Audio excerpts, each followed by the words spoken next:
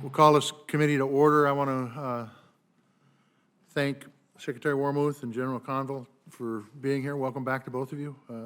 We appreciate your leadership in our nation's Army and look forward to discussing the Army's budget priorities for FY 2024. Before we begin, I'd like to express my condolences to the entire Army family following last week's tragic death of 3 soldiers in a helicopter accident in Alaska. And that comes on the heels of a recent death of 9 soldiers following a mid-air collision of 2 helicopters in Kentucky. Ensuring our brave men and women in uniform have access to the best training and equipment they need is the #1 priority of this committee. I will want to hear more from you about your order for Army aviation units to complete a 24-hour safety stand down and any corrective actions that you plan to take.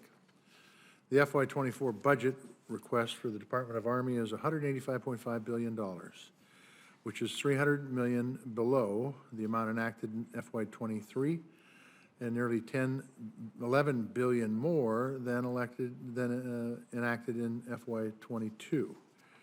So let me repeat that. 185.5 is $300 million below last year's, but $11 billion more than the year before that. Worldwide challenges and threats are constantly evolving. The Army's response to increasingly complex battlefield of the future is to transform the Army into the Army of 2030. This transformation includes investments in people, the reorganization of forces, the development of new equipment, and adoption of new concepts to defeat our adversaries.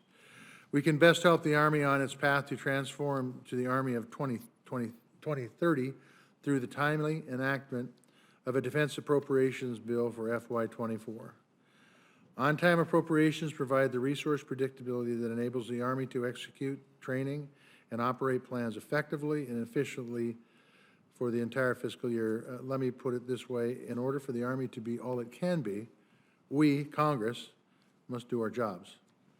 I look forward to working with Senators Murray and Collins, the chairman and ranking member of the full committee, for putting us in a position for success in getting the budget passed on time.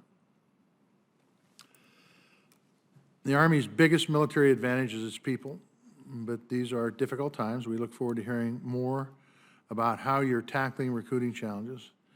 Given the need to modernize in light of an ever-evolving threat, we also look forward to an update about the pace of modernization. You all have my full support to develop and field modernized capabilities, but I'm growing increasingly worried about repeated proposals by the Army to break hot production lines and destabilize the industrial base when we need them most. Once again, I want to thank you for your service to the country. Senator Collins is not here, as you can see. She has a Health, Education, Labor, and Pensions Committee markup this morning. She may arrive later, but before we get to your opening statements, I have one quick statement, then I want to turn it over to Senator Moran. We heard yesterday that the moment in time we default on our debt is coming up 1 month, June 1st. I talked about getting a budget out on time. I do not know what the people in the Senate House are thinking. The truth is the deficit needs to be dealt with in a common sense way. What the House has done last week is not a common sense way. It makes us a weaker country. And if we continue down this line, I am very concerned about funding for the military, funding for Homeland Security, funding for every agency that we have within the government. And so hopefully, common sense will prevail here and we will be able to continue on the path of getting a budget out, a defense budget in this case, by the end of September, so that you guys have the certainties not to waste a lot of taxpayer dollars, and the military industrial base has a certainty to know what we need and are able to deliver it on time. With that, I'll turn it over to Senator Moran.